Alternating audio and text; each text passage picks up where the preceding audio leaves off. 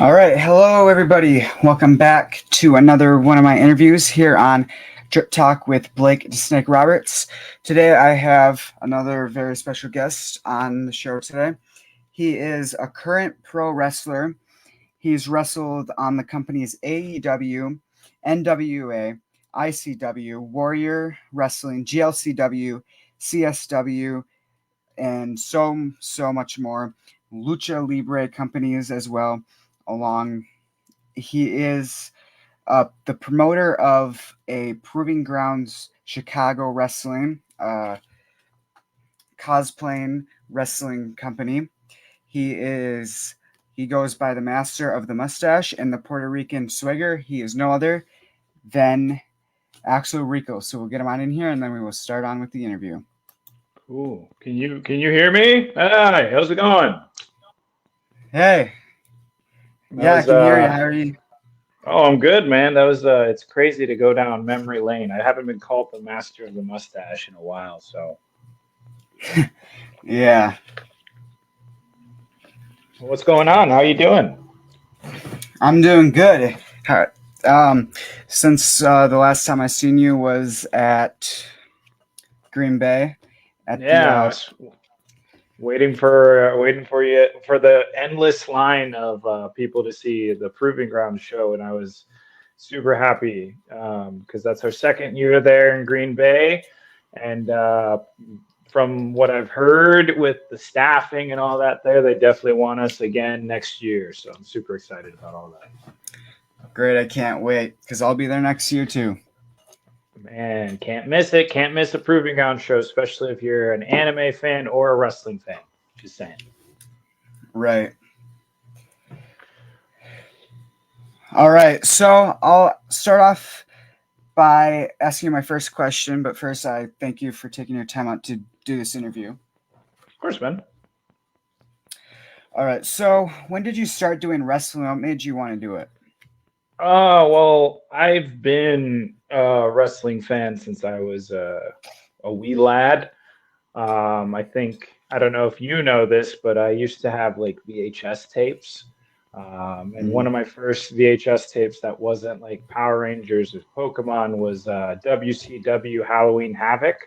So yeah. one of the first matches I ever saw was Eddie Guerrero versus Rey Mysterio, and that kind of blew up my world. And in Puerto Rico, that was all I wanted to do. I wanted to see wrestling. I wanted to be a wrestler. I wanted to, body slam, my uncles, and I was only like 3 or 4 years old.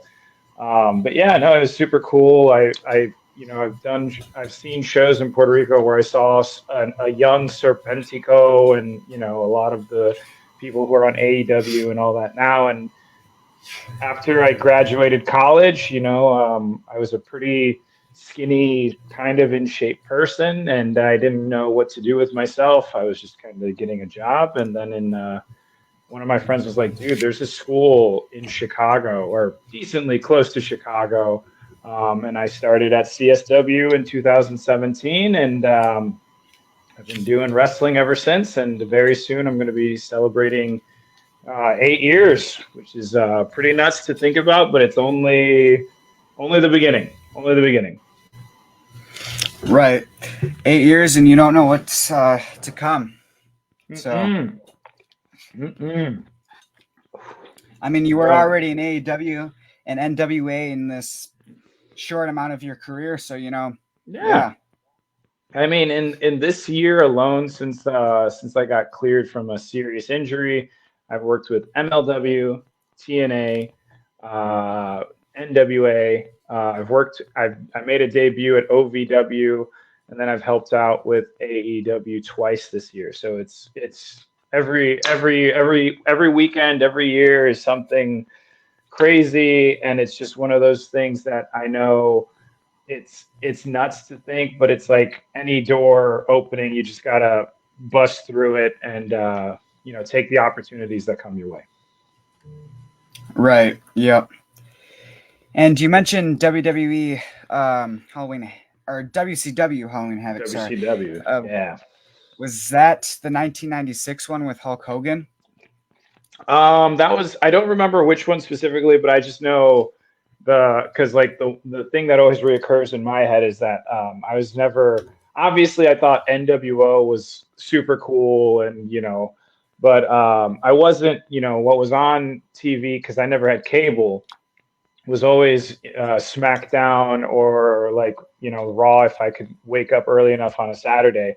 So I never saw really a lot of WCW that wasn't like VHS tapes or whatever matches that I could see. So I didn't really get a lot of of the extra stuff. So I really once I saw that match that was like Eddie Guerrero versus Rey Mysterio, and then I was like looking for wrestling on my TV. It turned into like the Raw is War, the early days of SmackDown in the early 2000s, and that was what I could see. So I didn't really see a lot of WCW live, and also like Yeah. I would have been like 6 or 7 years old, so I didn't even know what it meant for like the outsiders to be. I was so like I don't even think I was I was probably worried about what I was coloring in my coloring books. Right.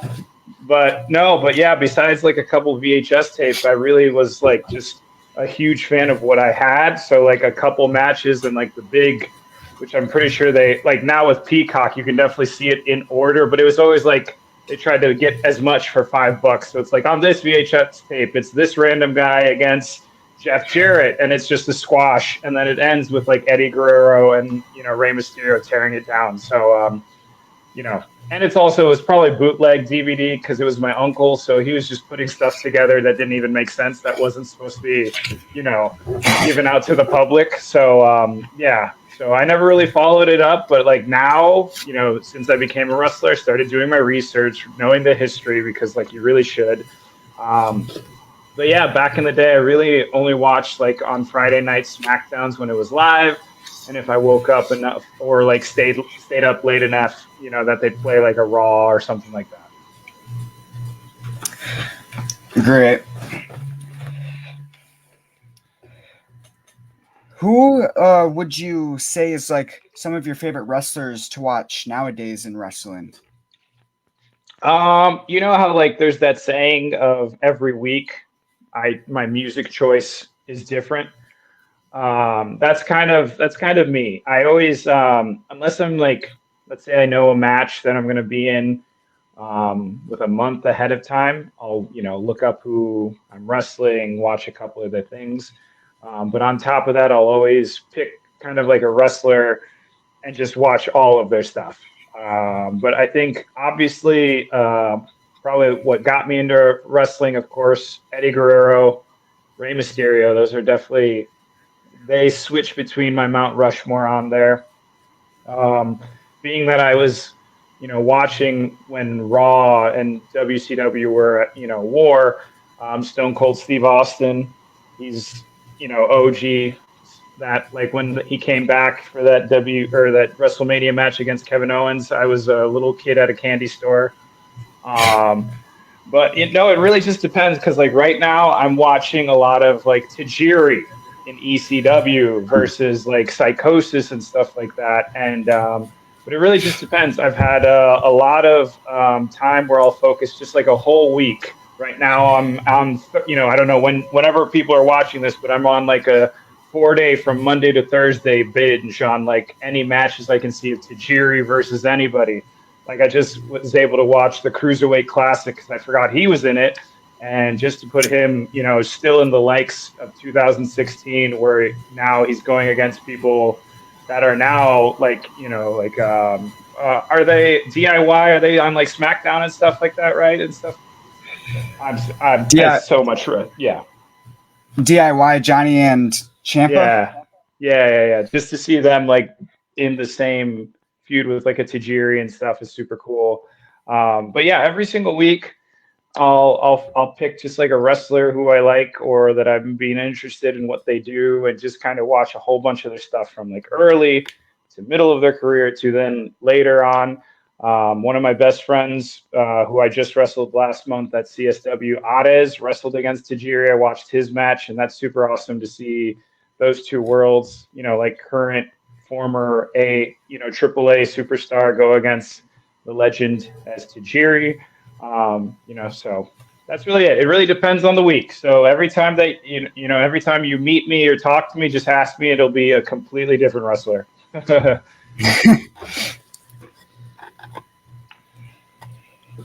And I was supposed to meet Tajiri because Really? I'm going to the show October 26th, MAW Grand Slam 6. I don't know if you've heard Cool. of that. Yeah, in Minnesota. Yeah, I'm going to that, and he was supposed to be there, but apparently he can't make it anymore. But I mean, there's many more incredible guests. So Well, I just know if he's ever in the States or anywhere near me, I'm going to try to get onto that show so hard, because he's a dog. right. I also just love his autograph because his Japanese and his regular out of. Yeah, dude. I mean, the guy's he killed it in Mexico. He killed it everywhere he's gone. Every time I've seen him wrestle any style, he's like I said, he's a gangster. He's a G right there. That's a G. Yeah, definitely. Who were some of your wrestling trainers in particular that helped you get into the business?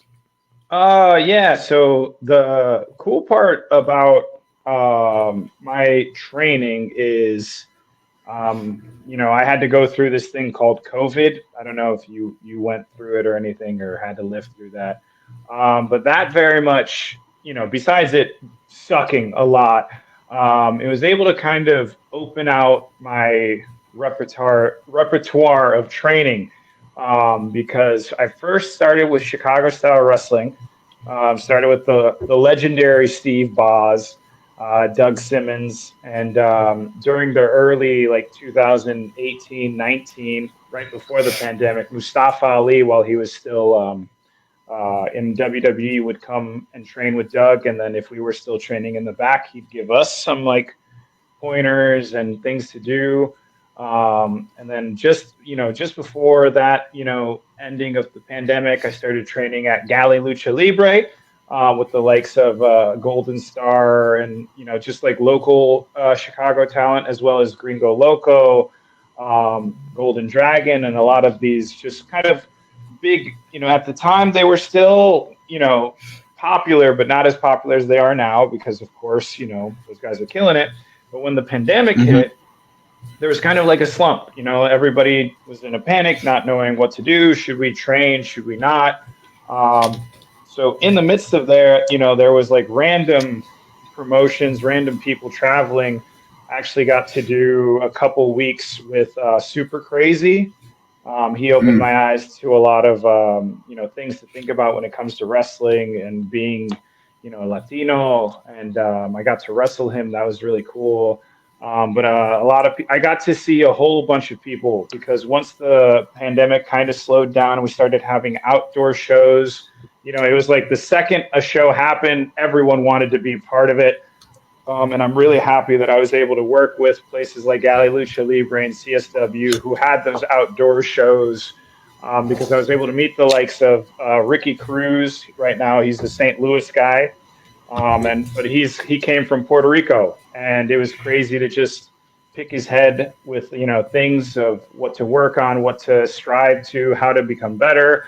Working with the Chicago style wrestling scene of Jason Hades, to open my mind about how to even create a show and start stuff, because that's during the pandemic. That's where really Proving Ground started, and because of those two helped me push. And then since then, I've been doing lots of seminars.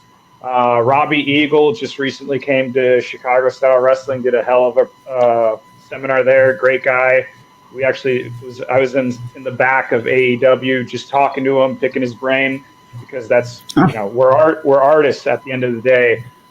Doing a seminar with Mike Speedball Bailey was super freaking cool, because that guy, currently killing it, and to be able to pick his mind to see what he does to make a match together, which is absolutely insane, because if you talk to that man, he sees everything as a mathematical equation of wrestling, but the guy can freaking go. So not only is he an insane lunatic, he's also smart and an insane lunatic.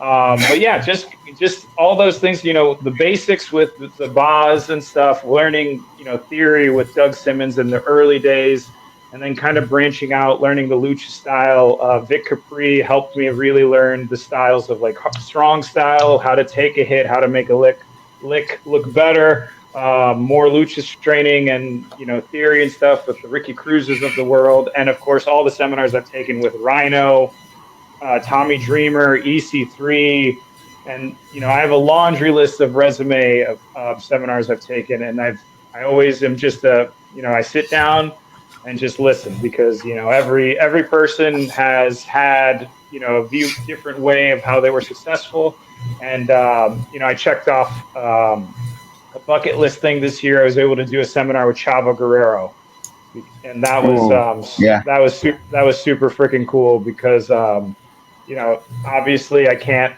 meet Eddie anymore, and I've done an interview very similar like this with Hector Guerrero, and the fact that I was able to tie up and lock up with a guy like Chavo Guerrero is just I could float away happy now as a wrestler. Interesting, yeah.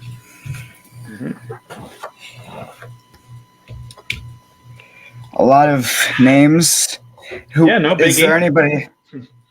Yeah, is there anyone that you could wish that you could get trained by, get seminared by, like a dream person? Well, obviously, if there was a way, of course, because the world is the world. But if there's any way I could bring someone back to life, I'd love to get an early Eddie Guerrero or mid Eddie Guerrero, because that guy was my favorite. Like my favorite gear is my tribute gear to him when he wrestled Brock Lesnar. That is one of my favorite matches to this day, and especially as a kid, that kind of really opened my mind and became a true fan of. So that's my favorite gear. So if I could get trained by the guy who was kind of like my idol and literally one of the first matches I'd ever seen of wrestling being introduced, that'd be it. But in all honesty, I get why, people have their favorites and all that, but, I've been very surprised with a lot of just the plain seminars that I've seen from everyone. Like, I've known Robbie Eagles, but I've never really seen him, if that makes sense. But I took a lot in. I think he's a super cool guy, and I was very surprised. So I've been very open-minded when it comes to anybody because I do have my favorites. But a lot of them don't really wrestle in the ring anymore. So it's very hard to gauge because it's like, I love what you're telling me, but now show me, so it's like, I love the seminars where it is just like, what do you think? And it's like a sit down, writing down stuff seminar. But sometimes just like the Mike Baileys and the Robbie Eagles or an EC3 where they're still kicking it, they actually, well, let's do this, and I'll show you how to make this better is cool too. But not to say anything's wrong with any type of those seminars, but I just am a big fan of just learning from everyone. So, but of course, if I could have my way and break the boundaries of this world, I would definitely bring back Eddie Guerrero for like a couple weeks just to be selfish and learn from the greatest. So. Right, that would be amazing. Yeah. Is there anyone who inspired you family-wise to get into wrestling? I think, most of my family is super on board with all my wrestling choices. Even my mom, who the only time she's come to see a show, she walked in on the first match, and I think they were just chopping each other. And she's like, well, that's enough. That's it for me. But still, like, made a sign and then asked me to come, from the back to take a picture as if she was there the whole time. But all of my uncles in Puerto Rico, all of my family, my cousins are all big fans of what I do. None of them are wrestlers or, like, true fans per se. Like, if I tell them Dwayne "The Rock" Johnson or Hulk Hogan, they'll be like, oh, yes, very, I know them. But if I tell them, like, oh, man, did you see what happened on SmackDown yesterday they're like, who did you give a SmackDown? Who do we need to, like they're not fans per se. I think out of all of the people in my family, I'm like the only wrestling addict. But they're all very supportive. I know every time I've gone to Puerto Rico, they're like, Axel's the wrestler. Don't get, they think they're like, oh, he'll kick your ass, so don't mess with him. And obviously because I could kick their ass, but they hardcore support me. They share all my stuff on socials, and it's just really good to have a good family dynamic that also supports what you do, even though it's pretty stupid at the end of the day. I love it to death, but wrestling as a wrestler is pretty stupid. But no regrets. I love this. Right. Who would you say has been like the stiffest wrestler you've gone in the ring with in your career? Oh, Jesus. You're going to make me call out people here? I don't know, man. So, the only time that I consider, because I prefer, like, don't get me wrong, if it's an easy day, or I'd rather walk away with it feeling as if I didn't even get hit. But I'm the type of wrestler that would prefer to feel a little something so that I can actually sell something than not. Because I do have, once I let this puppy go, I have the long locks. So, and I've got this little chinny chin as a target for most people to hit. But I prefer to, like, at least let me know, like, don't be afraid. This chin has taken so many hits, and I'm still around. I don't know if you can notice here, but this nose is not straight anymore, and that's because of wrestling. But I prefer to get a little bit. I don't want to name names because everybody's got their different styles. Everybody's got their different hits. But I will just say one. Well, I'll say two names when it comes to stiff. I wouldn't say stiff. I just say their chops really hurt. And that is Marche Rocket and a Cypher. Those guys, I've wrestled both of them one-on-one. And let's just say it's the only time that I've been like, oh my God, I want to go underneath the ring just to weep a little bit, just so that I can get it out of my system and just get used to it. Because the first time I was chopped by Cypher, I felt like, I wasn't in my body. I feel like I was like right here seeing myself getting chopped, and then I went right back into my body. And then very similarly with Marche Rocket, I turned into it, and I don't know if it was just perfect timing, but like my chest turned as he was mid and fully extended. And I remember having a scar on my chest that did not fully heal until the next month's CSW show. So, oh wow, in the world of stiff, which is, like I said, I prefer to feel something or prefer to get hit, but I will say those two MFers, because I don't like swearing, but those guys, if you get chopped in the chest, will bring you back to being like, this is life. You only have one life. These guys, that hurt. So yes, those two, because like some people have said I'm stiff, and then other people are just like, dude, he knows how to lay it in there. And so that's why I think the word stiff can be done. But chops, whew, that's different. Yeah. Just hope you don't ever get into the ring with Gunther then. Oh, dude, I would love that.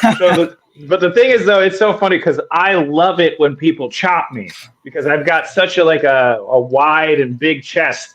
So like, I think it would be awesome.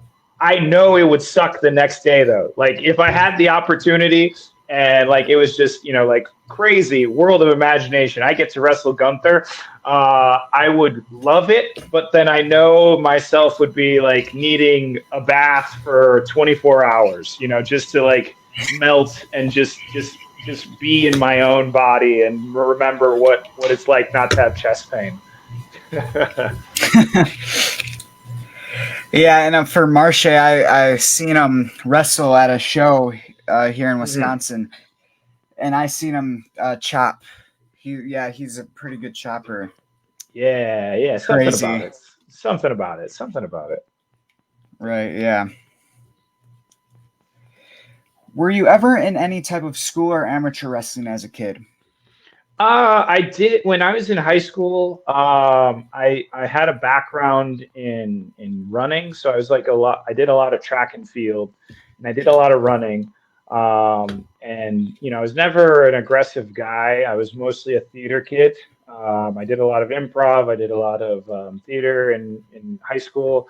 But I took one semester of just like amateur wrestling, and I liked it a lot, but I don't know, something about it just it didn't click with me. It wasn't the same because it was very serious. It was very it was very like you got to push yourself to the limit. You either got to be the strongest or the fastest or the smartest, and that I thought it was cool because it was challenging. I'm a big fan of being challenged. But where I think the world of professional wrestling and like comedy and theater connected more with what I loved doing because don't get me wrong, I love doing theater productions or plays or series plays, but I had the most fun doing improv where it's like I don't have a script. I just kind of go out there and either make people laugh or make people cry or make people cheer. And then when all of a sudden I had like the athletics, which I was really good at because I was in state for running and track and field, and it was all athletics and stuff. But then I also had theater and comedy and stuff, so I had both those things going for me. And then when I kind of pushed the two together, once college ended and stuff, I kind of found professional wrestling, and it really is like that both worlds put into one, where it's like you're showing your athleticism, but you're also trying to be a character. You're also just kind of going out there, and sometimes there is no script, and sometimes things fall apart, but you got to bring it back up. So it's very much. I found that way more, ticking that box of things that I like to do, and because like I know if I would have went into amateur, that would have been my whole life. I wouldn't have been able to do stand up. I wouldn't have been able to do improv. I wouldn't have been able. I would have been like with the headgear, looking like Josh Alexander, which I love that guy, by the way. I'm not making fun of him at all. He's a dude. He's another one of those dudes who I've loved sharing locker rooms with.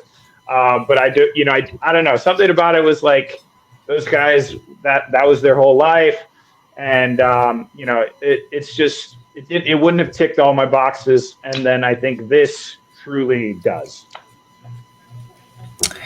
Right. Yeah, I think I agree because I tried amateur wrestling in 5th grade. Now I'm in 11th grade. I haven't done it Oh since. wow. Mm-hmm. And so in 5th grade, I tried it out.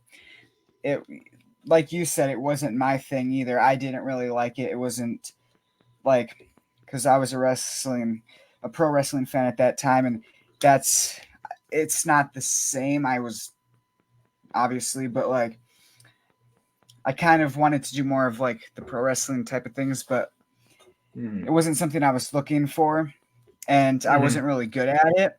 And I know it was like my first year and everything, and that was the only year I did it because then after it was just getting worse. And then now I've been thinking about going back into it, but I don't know. They don't do much training anymore for in high school. Interesting. And then I do theater and stuff like that. So Cool, man. Hey, there's nothing wrong with that. Even though, like, it helps you. It helps you out with everything. Both of those. Whichever way you decide to go, I think both can lead to very successful afters. Whatever you want to do after. Right. What do you consider to be a weakness and a strength of yours in wrestling?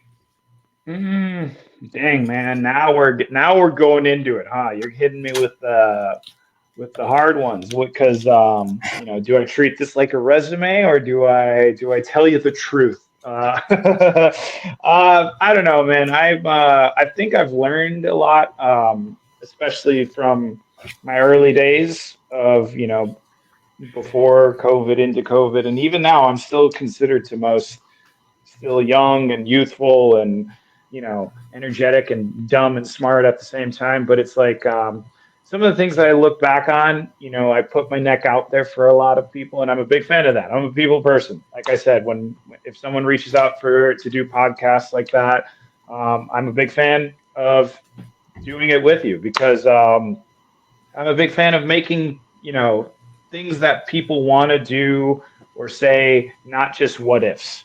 That's my big thing. That's where I think my goal in life is to achieve. Because one of my bucket list things was to create my own wrestling promotion. Done. And it just so happens to be successful and awesome. Become a wrestler. Chick. Done. And I'm trying my hardest not to live with those what ifs, but also on that same line, help people not live with a what if. So some would call that a weakness because, I'm like on a random Thursday, I'm given so much time with somebody who I don't know, but but also like I'm helping both of us here. You're putting my name out there. I'm helping you create with whatever you want to do and make it a reality. So some would call that a weakness, but the thing is, at the end of the day, life is short, and we're all just starving artists. They're doing whatever we want to do to get through and be something, or say that we did something. So I think that's probably my biggest weakness per se. But I'm a big fan of believing people that I think give a SHIT, if that makes sense. Because if you're reaching out, or if you're trying your hardest, or you want it, and you show me that you want it, I will try to help as much as I can, which is why on Tuesdays at Chicago Style Wrestling, I've become kind of a trainer there. And I very much, like, if I see someone, throwing it down, taking it seriously, and, pushing their absolute best. I don't know if you know this guy, but I always put him on like a pedestal of, this guy's freaking sweet. He's good. And he gives a SHIT. Rafael Quintero. He's one of the guys that started at CSW maybe a year ago. He just started training and he got it. But the thing is, like, the thing where I saw where he was different, if I put him out there to do something, he would do it. And if I put my neck out there for him, like, let's say I give him a shot at a promotion or a wrestling match, he would not only perform, but he would also be, highly, he wouldn't be like an idiot, and he'd be very professional. So that's just how I work, where it's like, if you show me that you want it, or if you need this and all we have to do is this to make it a reality, that's where I'm at. Right. Definitely. Is it hard for you traveling from show to show, and what is the worst and or best thing about traveling? Well, I don't mind traveling. Like I said, I love doing shows and making shows a reality. That's like my big thing. So I don't mind driving 30 minutes to driving 4 hours to go to a show, because you never know how it's going to be. It might be freaking sweet. It might be awesome, but either way, you're going to take away something from it. So I do love going to all different kinds of shows and driving distances, because like, if I didn't go to Minnesota, doing a proving ground show, we wouldn't have those fans. We wouldn't have, that new audience of stuff. So I'm a big fan of going out. My only thing is, personally, I hate driving by myself. I get very sleepy. I get very bored. I'm like singing songs, like, even if it's all the way down to Taylor Swift stuff, I'm like, great, I have to figure out, I have to just keep myself awake. So that's just personally what kind of gets me. That's why I always try to ride with other people. But I really don't mind, because I love going to shows, because like, if I didn't drive the 4 hours to Green Bay, you wouldn't even know. We wouldn't even be talking right now. We wouldn't have made a lot of, forever things, like hopefully with, the Colossal Cons and the Kitsune Cons. Like, if we all didn't make that 4 hour drive, that wouldn't be a consistent show right now. If I didn't make those 5 hour drives to Colossal Con, we wouldn't be doing our 3rd year or 4th year show now. So I'm a big fan of drives. I don't mind it. And of course, like, since I don't know, since like the 80s and 70s, right? You can't even, get the thumbs up of approval from like, older wrestlers without, you got to hit the road, you got to hit the miles. But yeah, there's already like road stories I can tell. I was in a blizzard. I've been like, it's just been nuts, but it's like I'm still here and I've got stories that I can tell for the rest of my days because of it. And that's the only thing. If you want to do success, if you want to be successful, you got to at least know what the whole world of wrestling or whatever you're interested is in. So if like I get booked for a TNA or an MLW and they go from like Boston to, Philly, Boston to Philly, like I got to get used to traveling. I'm from Puerto Rico, so I understand what it's like to get on a plane for 6+ hours. I know what it's like to drive, or land in one place, get in a rental and go from there. So it helps at the end of the day. It can be a little stressful, but I don't mind it. Right. Yep.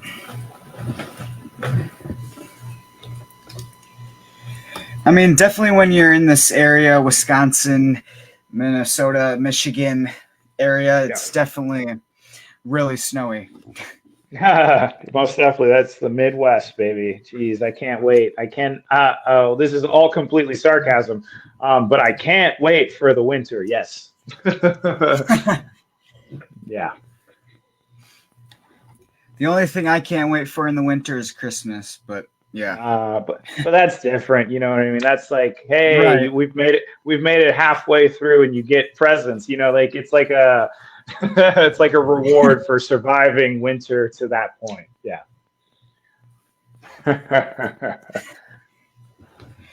Who was your first opponent in front of a crowd, and how did you feel going into that first match? Oh, dude, man. Well, let me give you the back because I don't think a lot of people, especially I doubt you would know this person because he's mostly a local suburb guy in Illinois who has quit and been mostly with the indie scene and stuff. But his name was Chris Massenkai. I believe it was 2017 or 2018. It all kind of falls together, but yeah, it was for this promotion. I think it was called Powerhouse Pro Wrestling, ran by who left us too soon, Jimmy Smooth. It was in next to a parking lot, little park area of a strip club.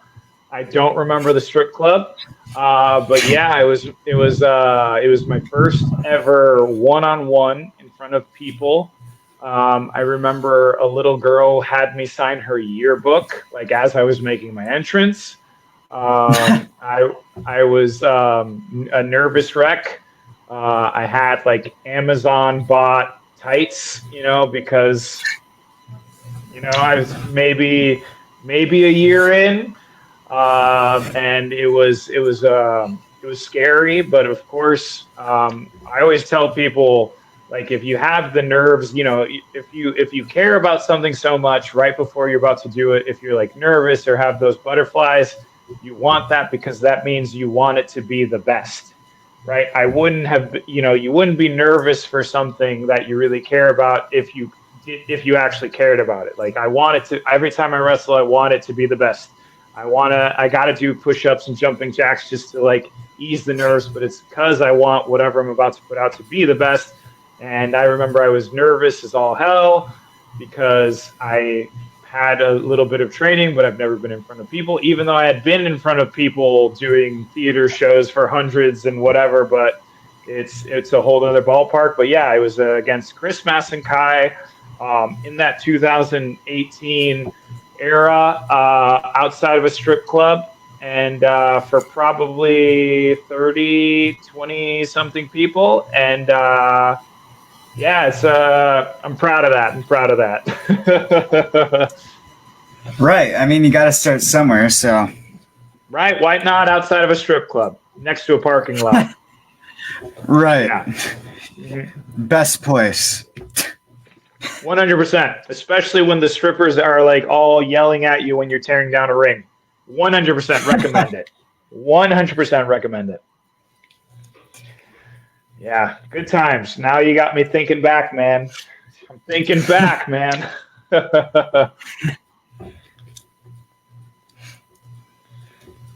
If you could go back in time and wrestle anyone that has passed away, who would that be?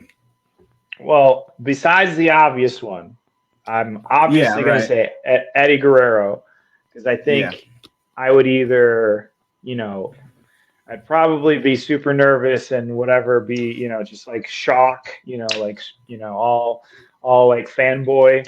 But I don't know. I think it would be really cool to wrestle, like, I think in the time when I liked wrestling at its highest, where it was just after, like Raw and WWE took over, WCW and Vince bought it. I think it would have been really cool to wrestle anybody in there, like in that prime when I was watching, especially like right now, because everybody's a specific fan of whatever they're interested in, right? But as time goes on, father time is a thing. I don't think I'd like to wrestle at my point like someone like Undertaker right now. I'm pretty sure. Oh yeah. It'd be cool to have that off my bucket list, but I don't think it would be what the kids say, the banger that I'd want it to be. Or because like all that time, if you think about like the superstars of like, you had ECW, all DC, WCW. You had like the awesome SmackDown 6. Like, it'd be awesome to wrestle the likes of Kurt Angle, Edge during the time, Eddie Guerrero, Chavo, RVD, Rey Mysterio. Then, of course, you have like the Triple H's, the Shawn Michaels almost about to make a comeback, the young Cenas, the Kane Undertakers. It would be super dope to somehow travel during that time and somehow figure out a way for me to wrestle them in my current, form. But yeah, I think something like that. Because like I could go into specifics where I'd love to take on anyone from like Lucha Underground, because that's also another place where I was such a big fan of that crazy nonstop action. A truly total nonstop action before TNA was TNA or went from TNA to whatever. But I thought Lucha Underground was super cool. But I'd love to like somehow teleport where I'm at right now into those like early 2000s of the Rock, Triple H, SmackDown 6, Kurt Angle, Edge, Christian, but Dudley Boys. Like that would be super dope. Super duper dope. Definitely. Yeah.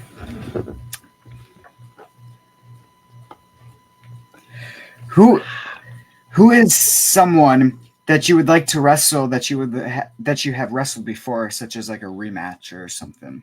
Ooh, rematch. I recently had that, but I got it. One time at Galley Lucha Libre, got to wrestle the likes of Ares, who's the King of Strange style, former AAA, former MLW guy, and we just recently were able to do a rematch right here at Chicago Style Wrestling, and we were able to show that audience his character and the fact that he can go, and the fact that myself and Rafael Quintero had a three-way with him, and we were all able to like be neck and neck. That one is super cool.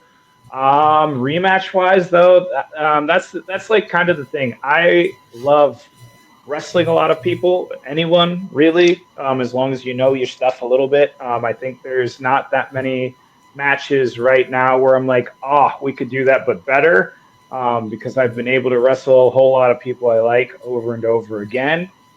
Like I've wrestled the likes of Vic Capri twice, and each time he was supposed to retire right after, so no idea what that's all about. But I don't know, man. That one, I'm kind of leaving it up in the air because right now I'm very comfortable and happy with a lot of my wrestling matches I've been able to do. Of course, I'd love to wrestle the likes of Jacob Fatu again. January of last year, after I won the title, he was my first ever opponent starting the new year. And that was crazy because now if you look at him now, he's awesome. He's even like he's just the same dude, but now in front of a bigger audience. So I'd love to wrestle the likes of him again. But I'm very happy and content with a lot of my wrestling matches I've had. There's nobody that I think because when I think of the likes of rematch, I'm seeing it through the eyes of like, oh, I wish we could have done this. This could have done that. But in the history books, I'll probably just say the person who I'd probably have a lot of fun with doing like a serious rematch, maybe like a one-on-one, which hopefully this guy, Joey Avalon. Big fan of definitely, Joey the Jet Avalon, because the first time I wrestled him, we walked back, through the curtain, and we both were like, dude, and I was able to wrestle him for 6 months. And that every time we wrestled or touched gloves, it was awesome. And I think I could wrestle him or wrestle whatever type of situation with him in it. I think I just have fun the whole time. So I will say, to fit that box to answer your question, I will wrestle whoever. But if I could just be like, what, let's wrestle this again, Joey the Jet Avalon. Yeah, that'd be great. Yeah, Joey knows me really well. I've known him since I was like really young because I've been going to UTL wrestling shows, cool. And most of all of them wrestlers know me. So yeah, cool. It's pretty cool. No, he's a great dude. He's a great guy. Definitely seeing how far he's gone with his career. Seriously, that guy's awesome. Do you usually get along or become friends with most of your opponents? Oh, 100%. I am a very sociable, some people call me a funny guy. Some people call me an honest a-hole. But I'm very cool. I love talking to people. I love just, shooting SHIT with people. And a lot of the times, the most people I connect with or talk to or have a lot of connections with turn out to be really cool people to wrestle with. I know when I made my debut at OVW, I wrestled a guy named Leo Fox, who's out of Exodus with EC3 school. And we were very, we were worried, we were talking, we were both nervous, we were both making a debut. And we both had, the likes of Al Snow and EC3 just like watching us. So, of course, we were nervous, but we just did what we both knew what to do. I won't let the outcome be on here because, hey, whatever. Not trying to say anything, but it was a great match. But then after that, he's messaged me. He's been like, hey, whenever you're in Ohio or if I'm in Chicago, let's hang out. So I'm a big fan of always, because that's, at the end of the day, it's a dance. You know what I mean? Me and whoever, we got to tear it down. We got to put a show on. And at the end of the day, we both have to come out somewhat okay. And if you can have a cool, longing conversation and talking about each other's, making fun of each other's, or just overall, shooting the SHIT, it just makes everything cooler at the end of the day. There's not a lot of people, or if anybody who I've wrestled that I've been like, I never really want to talk to them ever again, or if I saw them in a room, I'd want to, I'm a big fan of talking to everybody, and especially the people, whoever I bring onto my shows. Like the last guy, Drew Hernandez, straight up made fun of my fiance, and we're still hanging out. Like, Yeah. So I'm a big fan of just talking with anybody, and especially whoever I'm dancing with, because I hope that we're cool and we can. Well, I'm almost 3 years sober, but if we can, chug a Gatorade together, or a Diet Coke or whatever, I'm all for it. Definitely, yep.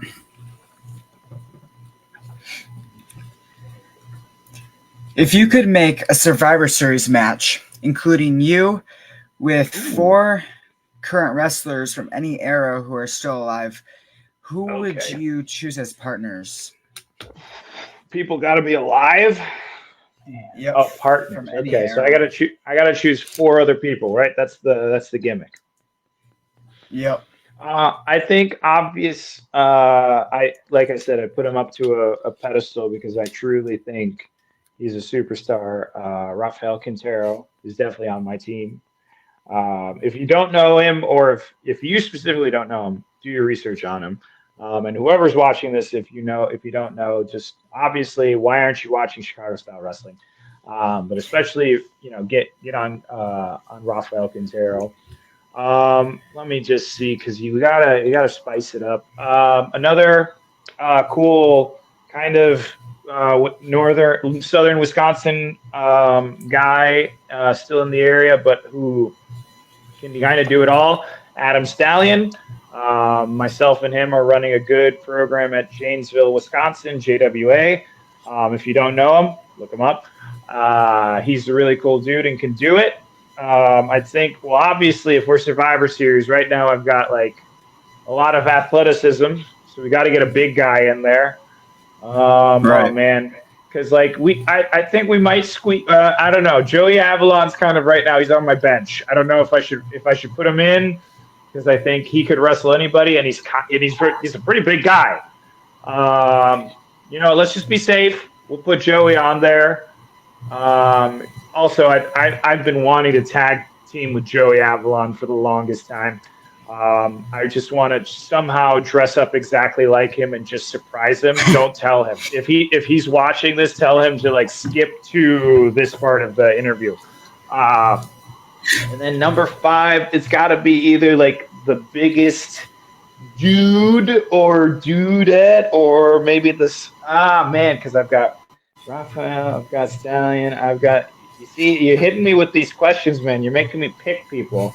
And I'm not, I'm a fan of like the current and whatever, but it's like, I want to show the world what I've seen in the ring. You know what I mean? Like, that's obviously the big takeaway. Dude, you're killing me here. You know what? I think this last person is a big, like, more people should know who this is. I'll just put in the big guy, Cypher. So I think myself, Adam Stallion, Rafael Quintero, Joey Avalon, and the big guy himself, Cypher. Because I think right there, that is a unit right there.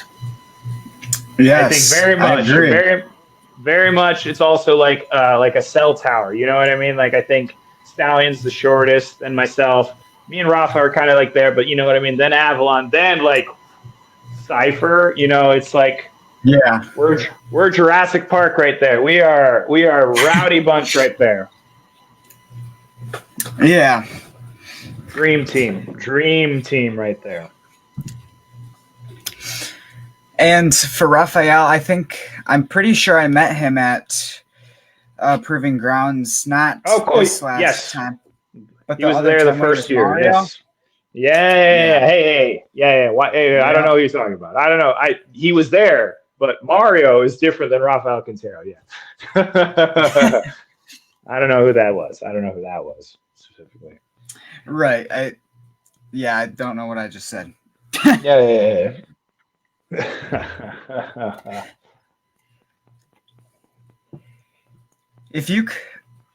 I just asked that question. Sorry. All right. Would you rather be in a street fight or a death match? Oh, dude, street fight every day of the week. Street fight, absolutely. I'm not. Don't get me wrong. There is a scene for it. Don't get me wrong. Sometimes one of the first ever death match shows I was a part of, I had so much fun because I was able to be someone who I am not. I was swearing. I was doing stupid stuff. I had things that I'd never think would ever be in a wrestling ring, be in the same wrestling ring as me. Right. But do I want to go through glass? Do I want, blood gushing out of me? Do I want, to fall on a trampoline full of barbed wire? Abso-freaking-lutely not. Abso-freaking-lutely not. But one of my favorite matches was a street fight with myself, Rico de la Vega, versus Sky Blue and Christy James. And I did the tax. I went through tables. It was the fans bring the weapons street fight. So I had like a Barbie car ran into my lower general area. There was a golf club, and like that one was silly but fun. And it still sucked, but I'd rather do stuff like that where I can still kind of have fun and tell a little story, than like, how the hell am I going to possibly kill someone and or die? But I completely get it. I have loads of friends, loads of wrestlers who love doing that. And sometimes I walk away being like, holy crap, how are you? Like, you know what I mean? Truly, you got me. Every time I see a lot of those death matches, it really gets to me. Like, he kicked out. Are you? He kicked out. Like, I'm there. So I understand it. Personally, it's not for me. The fact that someone still is gonna get married to me with this face, woohoo! But if I was a deathmatch guy, oh man, this would be an ugly mug already. I'm not trying to get it way uglier, So street fight any day of the week. Tell me who, tell me what. But I don't know, something about me and Glass. We don't get together. We're opposites on the magnets. It's not working. It's not working. Right. Yeah. Yeah. I do wrestling in my backyard, on my trampoline, and of course, I have the nickname Mr. Hardcore Psycho because I like the deathmatch, like hardcore stuff. Cool. So I'm kind of interested in possibly doing that, but also not at the same time because I can barely jump off my trampoline. Well, let me tell you, man, there's an easy, like, once you find a crew, especially in Milwaukee, like those, most of the people with the ICW in Wisconsin, those guys will take you places, and they're connected with all those guys. But like I said, it's your life. You know what I mean? Hey, I'm not here to tell you what's wrong and right, because everybody lives their life. But it just ain't for me, dog. I already have too many screws, literal screws in my body and scars to last me a lifetime. It's just not for me. Right. Yeah. What do tacks feel like going through your back? Like, so, well, I'll just go back to that question. But when I broke my collarbone, when I had my collarbone shattered, I should say, I did not feel anything. Apparently, I have a high adrenaline count in my body where, like, I kind of am in shock, but I'm like still able to keep going. I was able to finish the match, and then I had to go to the hospital immediately. I don't know if am I allowed to show the scar? Or I don't know. But anyway, let me see. Tell me if you can see it. But that goes all the way till about the middle of my shoulder. And I had that happen to me, and I had to wait for like a couple hours because I went to the emergency room, and like just chilling. I was just keeping my arm in a sling, but I wasn't in any pain. I guess I have a very high pain tolerance, but I was literally shocked because I was able to raise my arm up, even as awkward as it was. I was like shocked that the doctor was like, "Oh, dude, what are you, like put all that down. What are you doing? Like that is shattered in like 5 pieces. You should be screaming in pain right now." And I was like, but my fiance just got me Taco Bell. Like, what am I, that's it. But now to go back to it. So like with a lot of wrestling matches, there's sometimes that I've been rocked or hit a little too hard. And it's just kind of been like, just give me a second to gather my things, or Chet, like a Marche chop. Oh man, that hurt, but I'm still okay. But the first time I landed on tacks, it was like, You know, it was a shock to the system, because you know you had that moment. You know, you have that like, you know, in wrestling matches where the camera zooms in and there's like a crap ton of them on your back, and then the facial expressions are like, oh my god. I can truly say that the people going like, you know, with the crazy faces and all that stuff are legit, because that was literally me without having to practice. Because like, again, if you're practicing beforehand, you're doing it wrong. It's got to be that shock. But I remember when I saw it on Fight TV from AAW, by the way, got to check them out. And I saw my face literally going like this and be like, wow. Yeah, that was legit. That was me. That wasn't, you know what I mean? That wasn't like it hurts. It was like, oh, why? Why is this happening? And it's probably been like the most, you know, instant, like, oh my God, this sucks, that I've probably felt in my wrestling career. Would I do it again? Oh, absolutely. Like if it mean it, because it can escalate a story, it can make it mean something. And, you know, sometimes when people aren't being good people and you got to show them a lesson, sometimes it makes sense. But will I admit it was very, very painful? Absolutely. It really does give that, like, it's reality, because it is a shock. It is a sucky shock, to say the least. Right. I think of it as like probably like many shots going. Yeah, you could say that. But like in your elbow, in your back, in your tricep, right, in your shoulder, in your lower back, in your foot, because also sometimes after you're rolling, it's the ones that you haven't taken a bump on that hurt. Because I remember in that same match, one went through my like wrestling shoe. So every time I took a step, it was just so it wasn't stuck onto me. It was stuck onto the shoe, but the pointy end was still up. So something to also consider when you see those guys wrestling after they've just went through the tacks, that those tacks are everywhere. So now when you continue the match, take a body slam, even like 5 feet away from it, they're still there. They're still bouncing around and going around. Yeah, just something to consider. Something to consider. Yep. Mm-hmm. Would you rather be in a blindfolded match, handcuffed to your opponent, or a dog collar?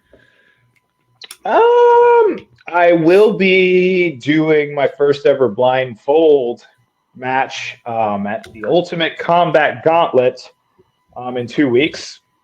So I'll get back to you if I like that one more than the other. Handcuffed to like literally handcuffed to another person, and then I have to wrestle them. Oh, I think that would suck. I think that would suck. So I don't know if you've gotten this from me yet or not, Blake, but I'm a big telling a story, you know, like actor, you know what I mean? Like from beginning to end.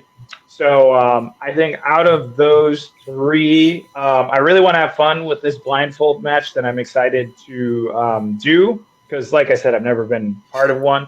But where I think you can really, and I've had a lot of enjoyment in watching, is definitely like a collar match, because every time you see it, there's story behind it.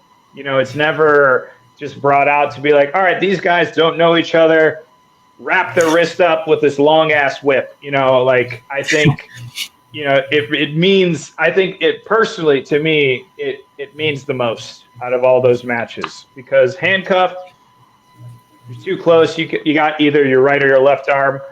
You know, I'd hate it if I didn't have my right arm. You know what I mean? So it's like, there's not much personally where I could be like, oh, we could stretch out something here. We could do something with it. But the fact that you have that distance, the fact that you can, you know, really add some harm to it, and there's like some story behind it. I think, you know, some sort of collar with distance strap match is definitely the coolest of the cool in those three.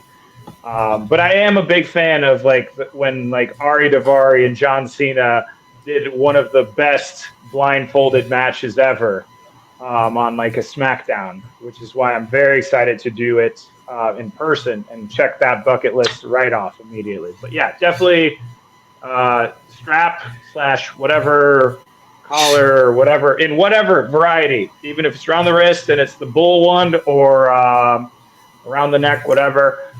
Then probably the blindfolds, then definitely the handcuffs. Yeah, because now thinking about it, if you're doing handcuffs, if you knock somebody down, you're going down with them. Exactly, and I've got crappy wrists to begin with, so come on, man. I don't want to, I do like running stuff off the ropes. I do like, so I can't even do anything. And then if I do it, I gotta like, I'm there with you, like I get it, but like, it's not for me, man. Right. Is there any piece of merch that you have or had that has sold out pretty quickly? Well, this is like my favorite. Before I, had to take some time off because of my clavicle, I was working with Chicago Canine Rescue, which is a no-kill shelter that helps find animals, dogs, brings them to the shelter to help find either foster or a forever home. And I did a little partnership with them with Chicago Style Wrestling, and I made For the Puppies. It was like this campaign that we did in Chicago Style Wrestling, which was just to pretty much donate and give it to these, pretty much people who are volunteering their times to help these animals that can't help themselves. So I was able to get with a designer. Oh my God, I'm forgetting their name. That's killing me. But I've been working with them for all of my shirt designs. Oh man, hopefully they're not watching. But I made a cool little logo that said For the Puppies, and he made myself and my dog at the time, who had recently passed away. She's a Pomeranian who lasted 18 years as Pokemon. Like I was like the Ash Ketchum, but with my long curly hair and one of my gears, and then her as like a Poochyena Pokemon style thing, and it had like For the Puppies. And that was really cool because I made buttons, stickers, shirts, everything that I got. Like, yes, it fell off the shelf, but everything that I got, I gave it to them. Because, at the end of the day, like I said, man, it's all about making and helping people's dreams become a reality. And I think that year I gave them, like, we were able to raise up to $2,000 to $3,000, and that's just from like shows. So it's not like a lot, but like especially if it's just from like t-shirt sales, button sales, stickers and stuff, to a non-for-profit place that's trying to keep these animals that have gone through the works of who knows what their history and stuff. I felt like I did a cool thing and raised money for a good cause. So that was awesome. I hope to do something like that or similar every single year. I personally know the reason I haven't been doing it recently. I'm paying bills. You know what I mean? I got medical bills, but I will very soon after. I like set it first before I go like crazy back into merch.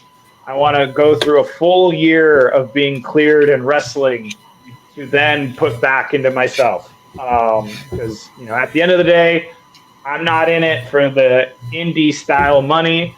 Like I said at Proving Grounds this year, I think I've maybe made $13 from Proving Grounds, and it's like I'm not in it. I'm not in this. Obviously, like if I could get paid to do this full time, of course I'd do it. But it's because I have a passion for it, and I want to make this a reality and live the life of it. But for the time being, I'm not in it for the money. If I reach out for a promotion, or if somebody wants to reach out to me, just get me to your promotion. You know what I mean? Give me money for gas. Give me whatever extra that you want to give me. Let me sell my stuff. But at the end of the day, like if you came up to me at my table, Blake, and you bought a T-shirt, I'd say thank you, because now you can have that conversation with anybody. Like, what's that shirt? Who is that? It's like Axel. You go follow him. Go do whatever. So you're helping me out at the long run, and that's all I care about. Definitely, yep. Like I got your autograph at Proving Grounds this year. Yeah. Keep it forever. Keep it forever. Yeah. I don't let go of any of my wrestling autographs. I have like a whole binder and then some like right here stuff. I have so much. So yeah. Cool. Do you think your wife will ever get into the wrestling business and get in the ring at some point? So for the time, she was my manager for a little bit. I'd probably say like 3 to 4 months. But I don't think that's going to happen again. And we are going to get married next year. I'm very excited for it because I love her so much. But where I broke my clavicle, she was my manager. And in that moment, because like I said, I was cool, calm, collected. I knew something was wrong. So I pretty much had to like communicate with everyone around me that something had gone wrong and to, not worry about it. But let's just say that happening when she was around the ring and all that pretty much kind of lost the fuel. She's a wonderful actor in the Chicagoland area. She works with Babes with Blades. So she's been working theater, stand-up. She's a worker. That's what I call her. And the fact that she was able to manage me, we've done shows at POW Entertainment. We've done shows all around so far in the Illinois area. But I think ever since then, I think she's kind of lost the heat to kind of want to be in there with me.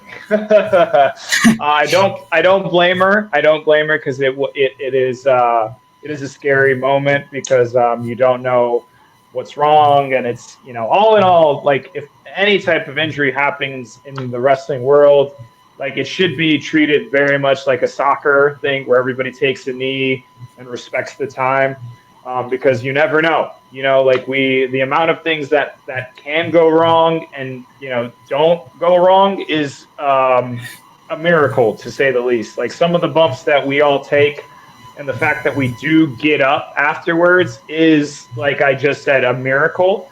So when the craziness does, something stops it and something actually horrible happens, like we're all just artists. Like I said from the beginning of this, man, it sucks because we're so athletic, talented, whatever. So it just really sucks to have something horrible. But again, at the end of the day, we're just humans. You know what I mean? Like if I pull on this with 30 pounds of pressure, I can break my pinky.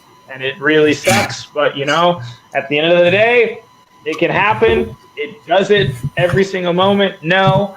Have I been like this close to probably dying? Probably. What can I say? But at this moment, I know I feel very super strong. Since November of last year when I was cleared, nothing wrong with me. Thank the Lord, knock on wood, nothing happens to me. But yeah, I'm very, very grateful to still be able to be pushing out wrestling at the level that I've been able to, and still had the career not, the small speed bump, but not stop me. Most definitely. Yep. Mm-hmm. Was Chicago grounds your first time back after your injury? Yeah. Well, I guess I'll pull the curtain off. When I got cleared in, I think it was the week, probably like the first week of November, or like October 30th, in that general area, was my final PT where the doctor told me, you're good. Keep it slow, but you're good. The first couple of shows that I did was with Lucha, but I was scared because I was out for 8 months, because of this. Like I said, it was a shattered clavicle bone, which means, like if it didn't heal and go into each other right, I would not be able to, do much right now. But everything went fine. So in this lucha company, I went under a mask, and I was like very much asking to work with the student wrestlers, the luchas, the small lucha kids, to just get my bearings down. You know what I mean? Like catch, like even though at that time also because when you can't work your upper body, you can't really work your midsection, you can't really work anything that isn't just legs. So I was huge in like, for me, I was like over 200 pounds, which I'd never ever reached before. Not good 200 pounds, let's just say that. But so I was able, like, in comparison to a lot of these 16-year-olds or whoever they were, because even the kids of Lucha Libre, especially at Gali, these kids are freaking talented. But I just wanted to get my bearings. I just wanted to take head scissors. I just wanted to take ranas. I wanted to catch arm drags. But I just wanted to see if I could do that. But yeah, my first show was Chicago style wrestling, and then the next day I did Colossal Con North. And let's just say it was awesome, but it sucked because I don't know if obviously you're a backyarder, but let's just say the first bump back and the first more bumps from like not taking bumps for a while really get realize that wrestling is not like anything. Like you can train for a marathon of cardio, you can train for weightlifting competitions and whatever, but when you're in the ring, crowd's on you. You got to remember things. You got to remember to strike hard. You got to remember all these things. It really wakes you up that this is nothing. Like there's no way you can prep for this besides just doing it.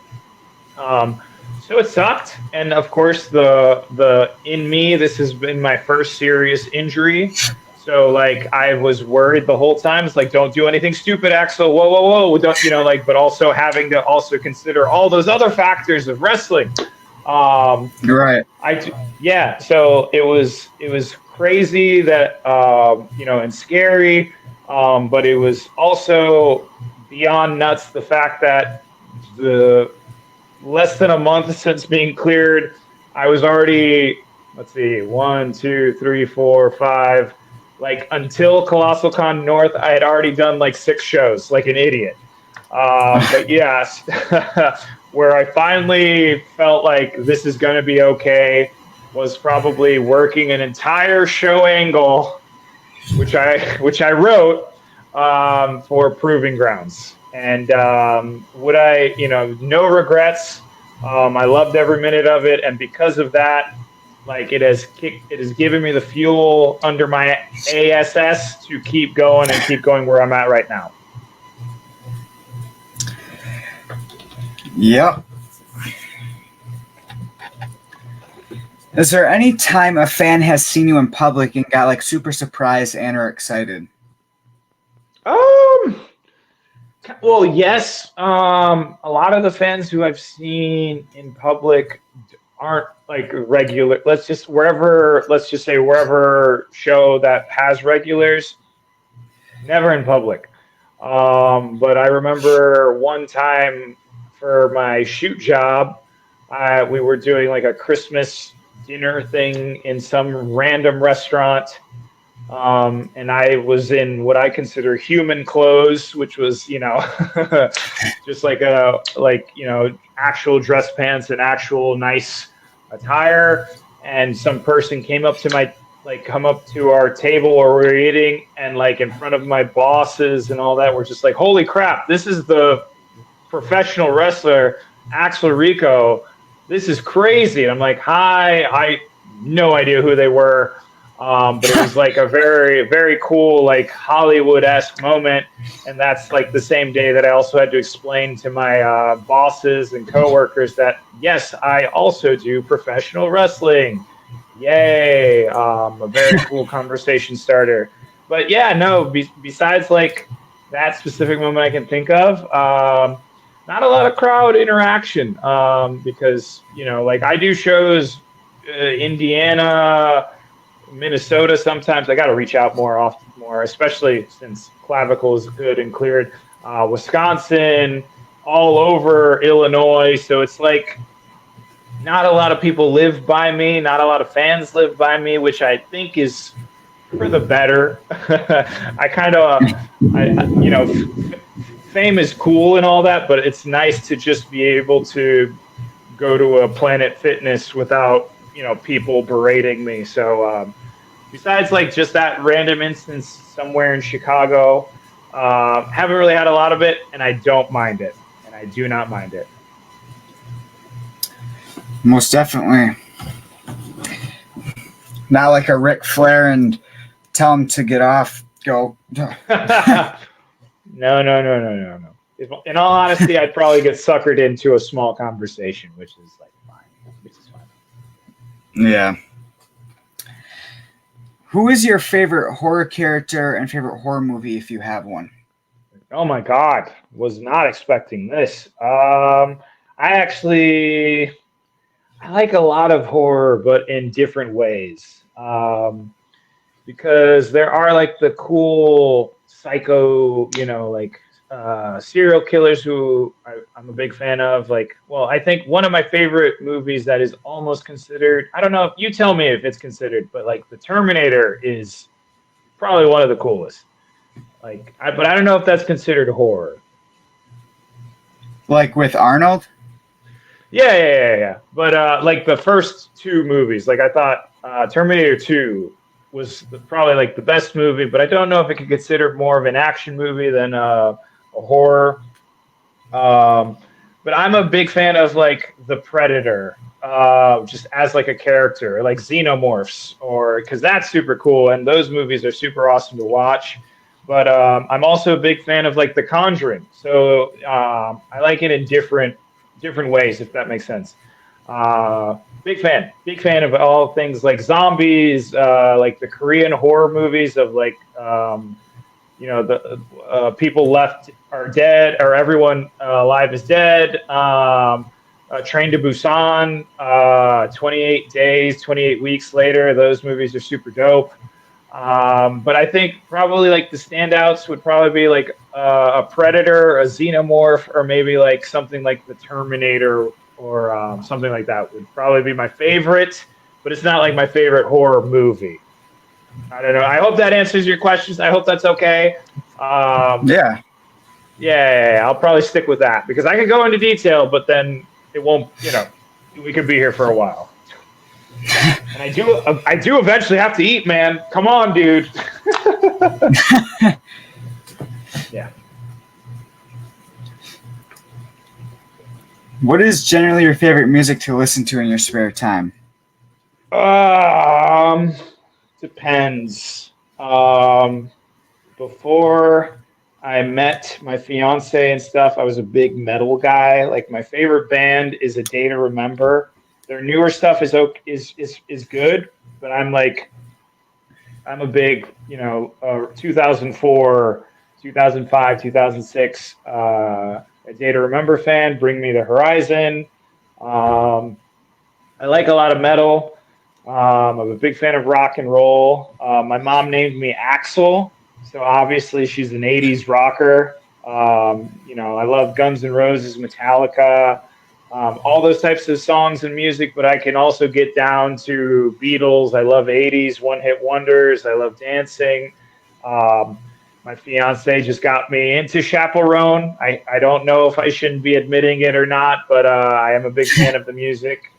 Makes me dance, and of course, I got Latin blood in me, so I love to dance. So if you get me dancing, you did your job, So, but I love most music. I think the music I have the most hard time getting into is like country and classical. But mostly because it doesn't get my blood moving or like head bobbing in the same way as like. But my go-to would probably be like A Day to Remember, Bring Me the Horizon, Pierce the Veil, that type of early 2000s rock, like Papa Roach. Like, don't get me wrong, I can listen to Limp Bizkit, but that's because of wrestling, Yeah, you're right. Yeah. Yeah, even asking Alexandria is pretty cool. I think that's my go-to, but I can listen to most music.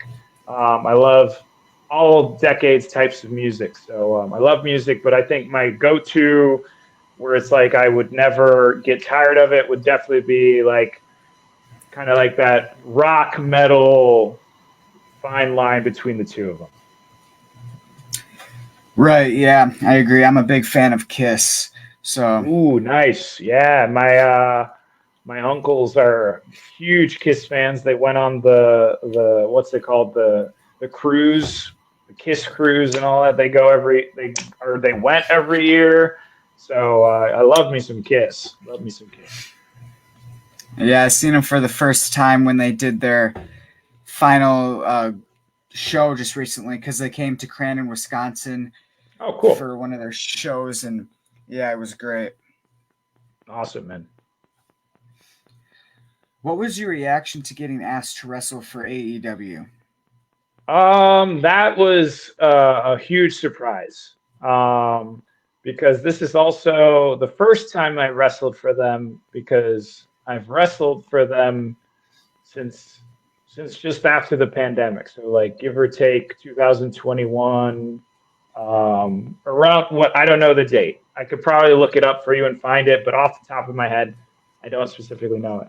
But I don't know if you know this. I trained and started up in the a little bit after, somewhat in the middle time of with Sky Blue, and right now she is signed with the promotion. May she heal super duper fast because I miss seeing her on my television because she's like a sister to me.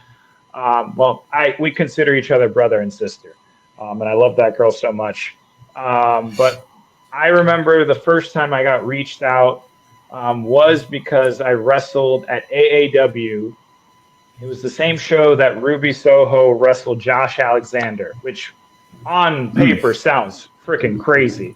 But I remember I'd wrestled. I think it was Sabotage, Sean Logan, and then I felt a tap on my shoulder.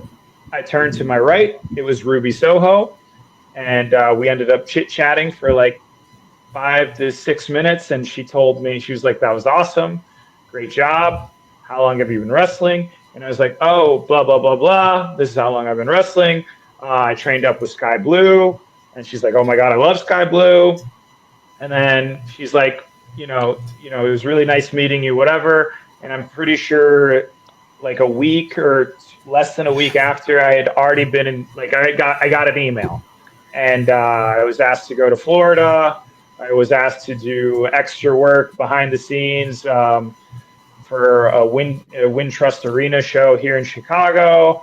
And then ever since then, every couple of months or so, if I get an email, I'm like, I'm freaking there. But the first time I wrestled was when they did the old Universal tapings for like, what was it, AEW Dark. And Yeah, it was just as nerve wracking.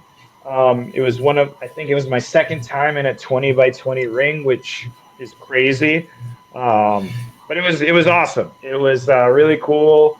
Every person who I met who I had to, working with that, because right from 2021 to now, it's a completely, there's so many people working in the back. There's so many people that I've, seen and go. It's like completely different. But every time I've gone in there and did whatever they needed me to do, it's been like, thank you so much. That was great. That was awesome. Hope to see you at the next one. I recently, at the last one that I did in Champaign, Illinois, I was actually talking with, oh man, I always get them mixed up, but I think it was Butcher.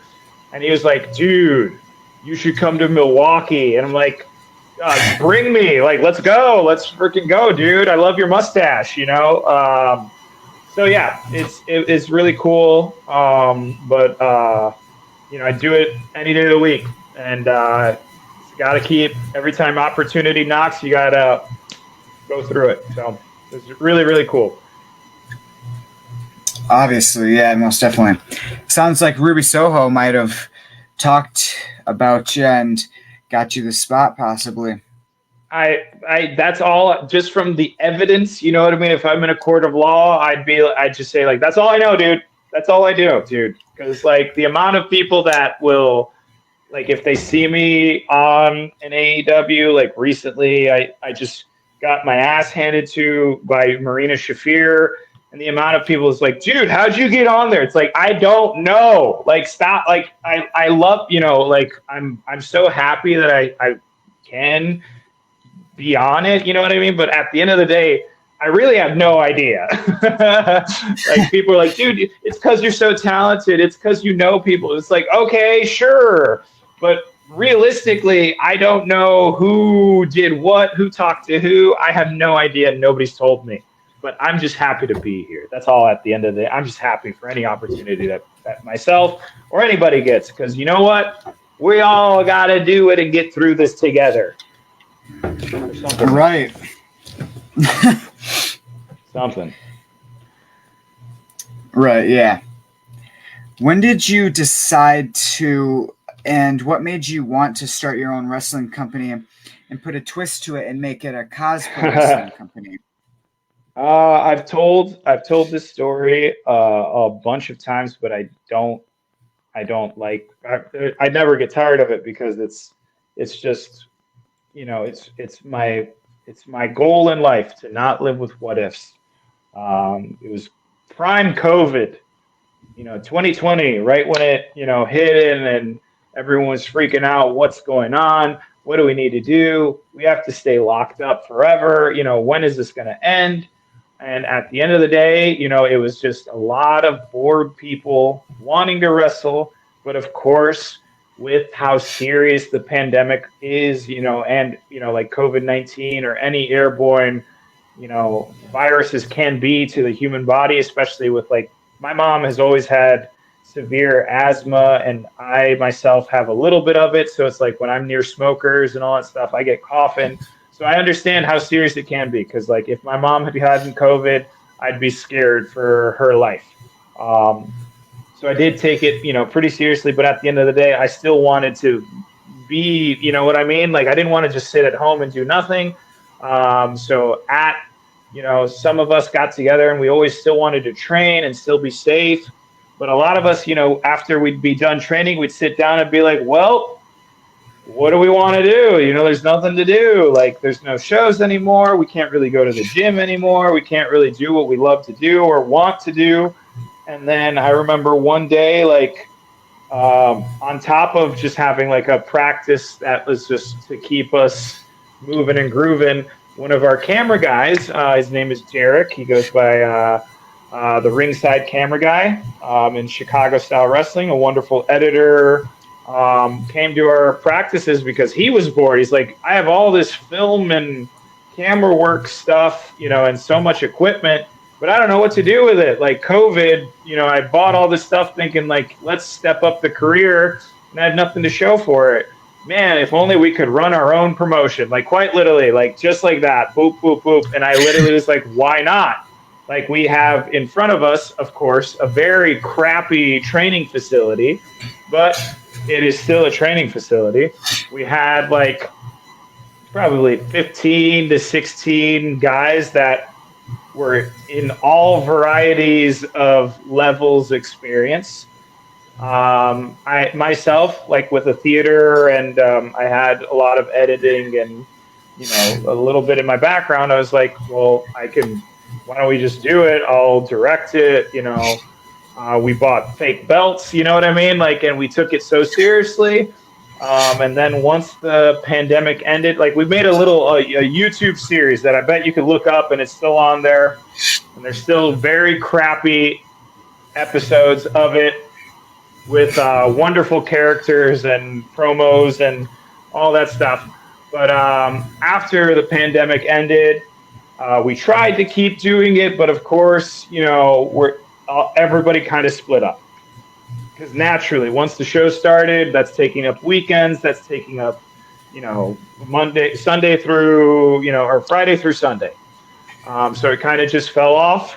But then I reconnected, because the world is opening up, everything's opening up, conventions are opening up, and At that time, the Colossal Con had taken over a former, I forgot the name of the convention, but it was in the Kalahari that just had opened their convention center. And I had a friend who was in part of their events team, and it was like, we need a main event. And I said, well, let me tell you, I can get a ring. I can get some guys who already pretty much are cosplaying wrestlers, or just can turn their gear into somebody else, and we can give you a main event. And then since then, we are about to celebrate our 3rd year doing convention shows as Proving Grounds. And I would never, I look back at it and I was like, you know what, let's do it. Let me take the head of it because, I love this stuff. And, I love the connections we've made and the fact that I'm able to show wrestling to a group of people that would never probably see it ever. And the fact that we get probably one of the biggest crowds, that even most indie shows can't even get, always makes me humble to this day. Because I know the first year we also got a panel and we had 13 people show up. And I was like, hey guys, no matter how many people walk through that door, very much like when they stormed the gates in Lord of the Rings, it's whoever comes through that door, we'll give it our best and we'll do it no matter, even if it's 3 people to 15. And when I opened the door and 400 people came in, I was like, this is so freaking cool. And now we've taken off, and I can't wait for the next show. I can't wait for the angles to do for the next show. I can't wait. So it's just all in all super awesome. And you know what? It adds a little tick on my resume that I ran a promotion and hell, it was successful. Or it is successful, I should say. Not was. Stop it. It is awesome and successful. Yes. Right. So to finish off the interview, I got 2 more couple questions. And that is, okay. What is one thing you would tell your wrestling fans? I always, usually when I get a question like this, I always tell you the exact same thing. If you're a fan of myself, if you're a fan of indie wrestling, big wrestling, or whatever, share and show support for everyone, right? Because even little shows that even if I can't make it, most of my social media is sharing other people's shows. Because I'm a big fan of making, this is what we want to do. Go to this show. You're going to love what you do here. Anybody who's a fan of anybody should also be a fan of everyone. I also get it if there's personal stuff, whatever. But, just always, go out to a show, especially if I'm on it, because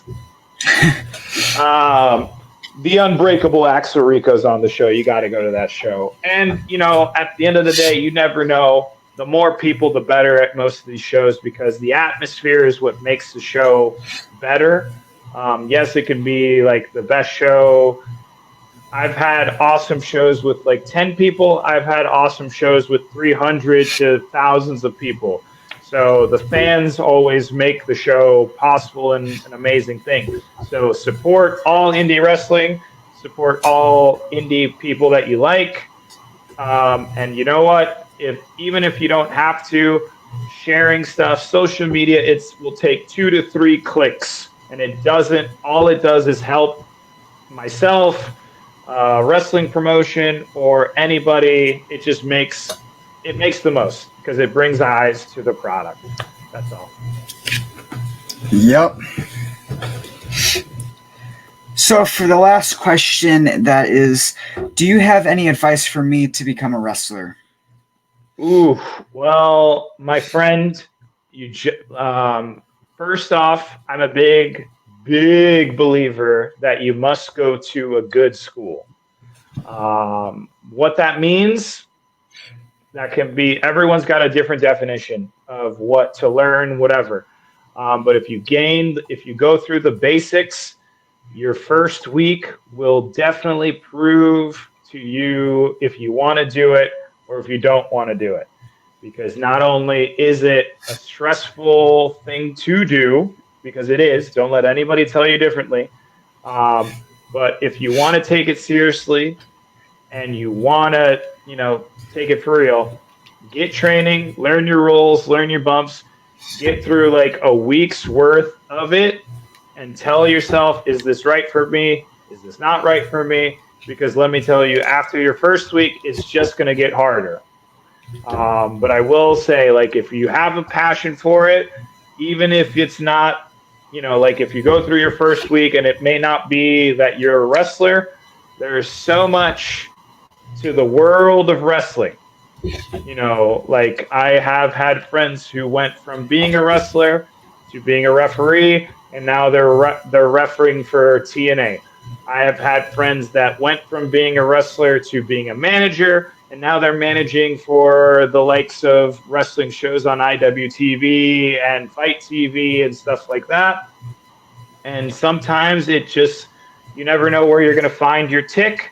Some of my bestest friends who were not really wrestlers and kind of wanted to try it, whatever, they're announcers, they're commentators, they're camera people, they are, ringside security or the people that set up, or, find it cooler to just do the sound of it because of their backgrounds or photography. Because, like, to make a show, you need a lot of things to happen. But of course, it doesn't hurt to go through the 101 of learning how to wrestle, especially if you want to be a referee, a manager. You got to learn how to bump, baby. Yeah. And it's not like, don't get me wrong, if the rings that are like the WWE level or the 20x20s, the AEWs and stuff, if every ring was like that, oh man, there'd be even more wrestlers. Let me tell you that. But you got to learn from the crappiest of the crappy. I would definitely recommend the schools of Chicago style wrestling, Galley Lucha Libre, even the guys up in Milwaukee, like the Brew City. A lot of them I've wrestled with, I've wrestled against, I've trained with. Finding a good school, I think that is the big thing.